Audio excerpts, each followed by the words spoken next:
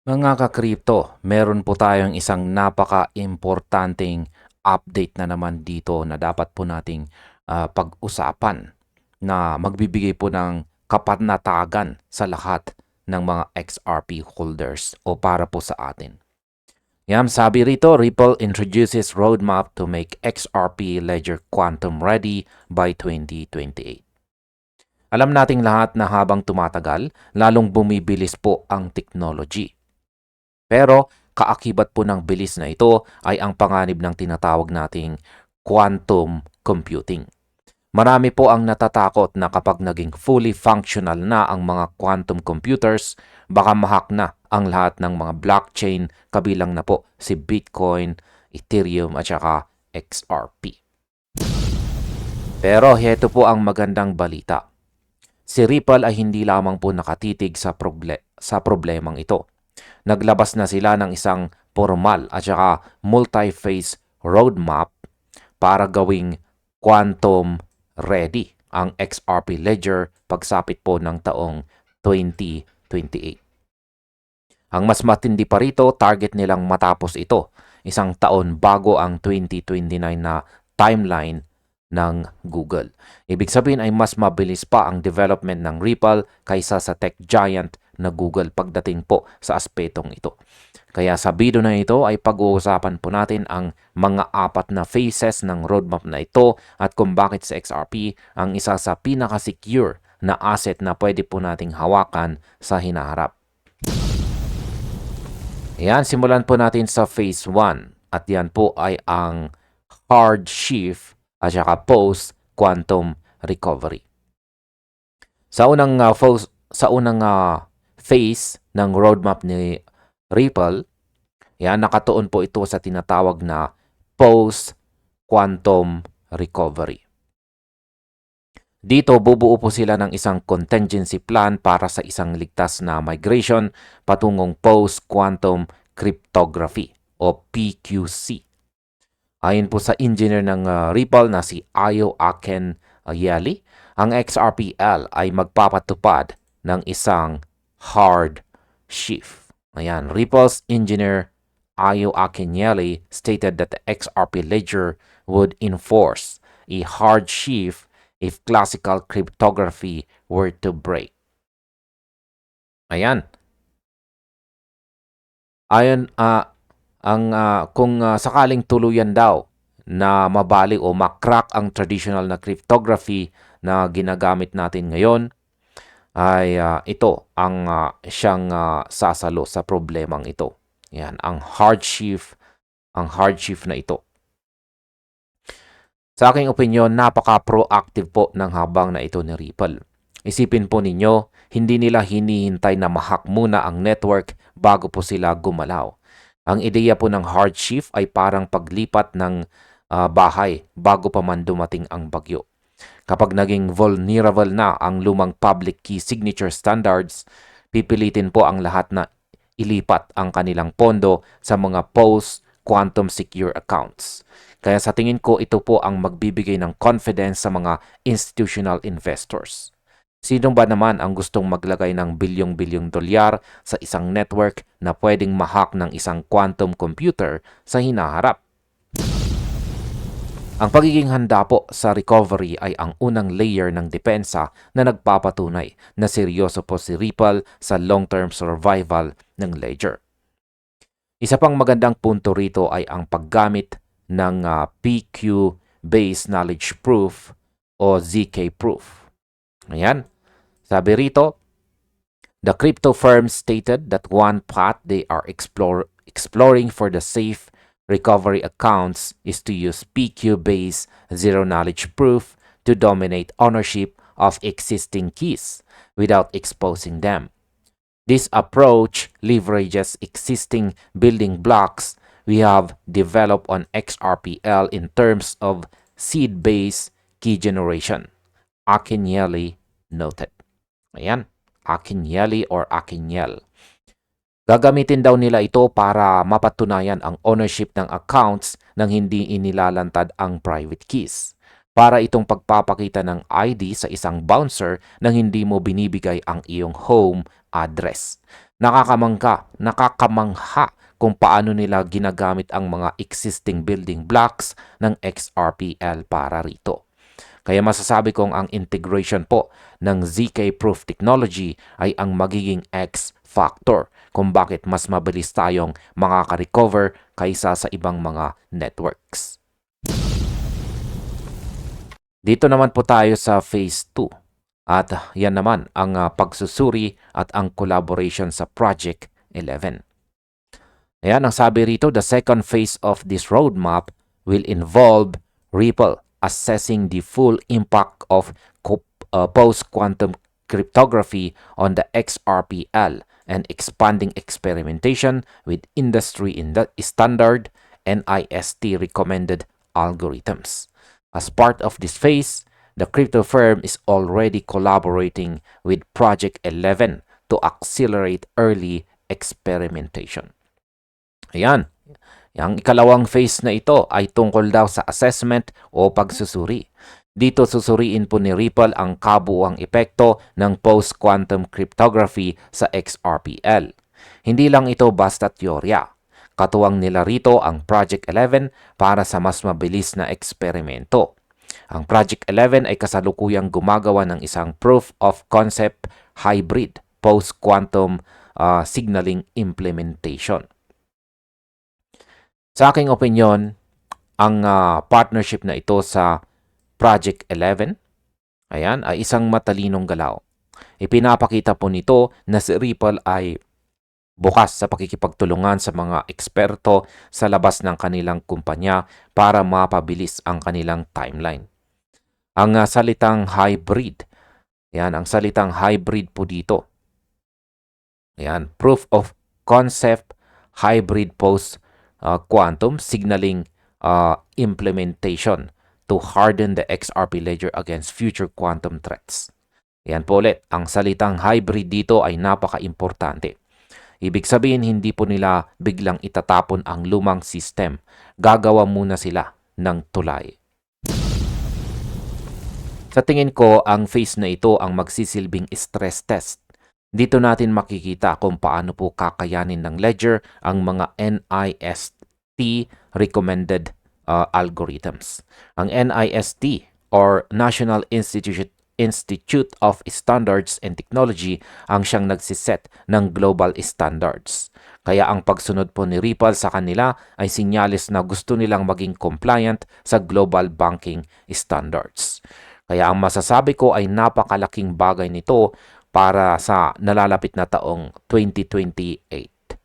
Habang ang ibang crypto ay nag-uusap pa lang tungkol sa quantum, itong si Ripple ay nasa testing phase na. Ito ang dahilan kung bakit hindi ako kinakabahan sa long-term utility ni XRP. Dito naman po tayo sa third and fourth phases. Yan, kung saan ay nakafocus po sa transition. Sabi dito, Akinyele revealed that the third and fourth phases of this Ripple roadmap will focus on transition to post-quantum cryptography. Under the third phase, they will begin to integrate candidate post-quantum signature schemes alongside existing elliptic curve signatures, starting on DevNet for application developer testing. Ayan. Ang huling dalawang phases po natin ay nakafocus. Ang focus po ay nasa transition at saka pag-execute. Dito po sa third phase, sisimulan na nilang i-integrate ang mga candidate post-quantum signature schemes sa DevNet para po sa mga developers. Sa huling phase 4, target nilang makamit po sa 2028, magkakaroon na ng full transition. Magmumungkahi po ang Ripple ng isang bagong amendment sa ecosystem para maging native na ang PQC sa buong network. Sa aking opinion ay dito po natin makikita ang tunay na kapangyarihan ng XRPL governance. Sa pamamagitan po ng amendments, ang buong ecosystem, sa kabilang na ang mga validators. Ang magdidesisyon po para sa full upgrade na ito ay yan mismo ang amendments. Ang target po sa taong 2028 ay napaka-ambisyoso. Yan, napaka-ambisyoso pero achievable. Isipin po ninyo, ngayong taong 2026, may 2 taon na lang silang natitira para i-perfect ang Phase 4. Sa aking pananaw, ang Phase 3 ang siyang pinaka-crucial para sa mga application developers.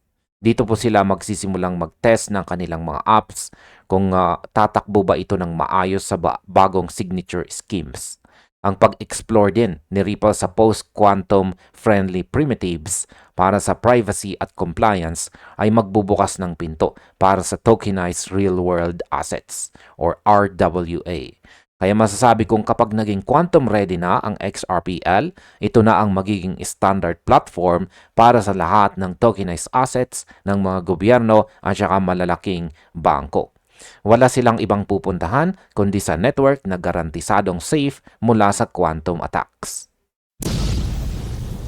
Ngayon ay bakit nga ba mas advantage ang XRPL kaysa kay Bitcoin? Ayan. Isa pong mahalagang bahagi ng balita ay ang pagbanggit na si XRP ay may limited quantum exposure kumpara kay Bitcoin. Ayan, it is worth noting that XRP currently faces limited quantum exposure in comparison to other major coins such as Bitcoin, which is at risk of an on-spend attack as quantum computing evolves. The Ripple blog post also highlighted how the XRP ledger already has an advantage in preparing for a quantum future. Ayan.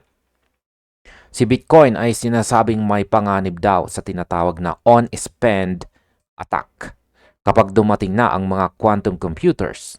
Pero ang XRPL ay may 2 lihim na armas. Yan ang native key rotation at ang kanyang seed-based key generation. Sa aking opinyon, ito po ang part na talagang nagpapakita kung bakit future-proof ang architecture ng XRP ledger. Ang native key rotation ay nagpapahintulot sa atin na magpalit po ng private keys nang hindi binabago ang account address. Para itong pagpapalit ng susi ng ating bahay nang hindi mo kailangang lumipat ng tirahan. Kay Bitcoin, kailangan mong ilipat ang pondo sa isang bagong address na pwedeng maging delikado kung mahuli ka ng isang quantum hacker habang ginagawa ang transaction. Ang seed-based key generation naman ay nagbigay ng matibay na pundasyon para sa deterministic na paggawa ng mga bagong keys. Sinasabi po ng Ripple na bagamat hindi pa ito ang final solution sa quantum, ito ay isang napakatibay na pundasyon. Kaya masasabi ko ay ang XRPL ay idinisenyo mula sa simula para maging flexible. Si Bitcoin ay parang isang matandang gusali na mahirap ng lagyan ng modernong elevator, habang ang XRPL ay parang isang smart building na madali lang i-upgrade ang kanyang security systems. Kaya sa usapin po ng quantum survival, kampante ako na si XRP ang mangunguna sa karera. Ayan, pag-usapan naman po natin ang roadmap patungong taong 2028. Ang roadmap na ito ay hindi lang para sa mga techies. Ito ay para sa ating lahat na naniniwala sa utility ni XRP. Ang target po na 2028 para sa full readiness o kahandaan ay nagpapakita po ng commitment ni Ripple sa kanilang ecosystem. Sa pamamagitan po ng native PQC at saka scale transition, layunin nilang protektahan ang lahat ng assets sa ledger, maliit man o malaki. Kaya masasabi kong habang papalapit po tayo sa taong 2028, asahan natin na mas marami pang updates ang lalabas tungkol sa DevNet testing. Sa tingin ko, ang roadmap na ito ay magsisilbing gold standard para sa lahat ng blockchains. Kung ang ibang crypto projects ay hindi susunod sa yapak ni Ripple, baka maiwan sila sa kangkungan pagdating ng taong 2026. Masasabi kong ito ay isang malaking buy signal para sa mga long-term holders. Hindi lang tayo bumibili ng barya. Bumibili tayo ng access sa isang financial infrastructure na pinaka-secure sa buong mundo. Ang pagiging ahead ng Ripple sa Google ay patunay po na sila ang leader pagdating sa cryptographic innovation. Ang taong 2028 quantum readiness ay hindi lang pangarap. Ito ay isang planadong realidad na nagpapatibay sa ating paniniwala sa kinabukasan ni XRP. Sa kabuuan ng balitang ito, ang roadmap na ipinakilala ni Ripple dito ay isang komprehensibong plano na may 4 na mahalagang phases. Mula po sa post-quantum recovery hanggang sa full execution sa taong 2028, layunin nilang gawing kuta ang XRPL laban sa anumang banta ng quantum computing. Sa tulong po ng Project 11 at ang paggamit ng ZK Proof, masigla ang development ng network na mas mabilis pa sa inaasahan ng marami. Ang pagkakaroon ng native key rotation at seed-based key generation ay magbibigay sa atin ng unfair advantage laban sa ibang mga coins. Habang ang iba ay nagsisimula pa lang mag-isip, si Ripple ay kumikilos na. Manatili pong alerto sa bawat update ng mga amendments sa ledger dahil ang bawat hakbang na ito ay patungo sa isang mas ligtas at mas matatag na financial future. Ang roadmap na ito ang ating kasiguraduhan na si XRP ay mananatiling king of utility hanggang sa quantum era at saka higit pa. At hanggang dito na lamang po tayo sa video na ito mga ka-crypto. Marami pong salamat sa panonood.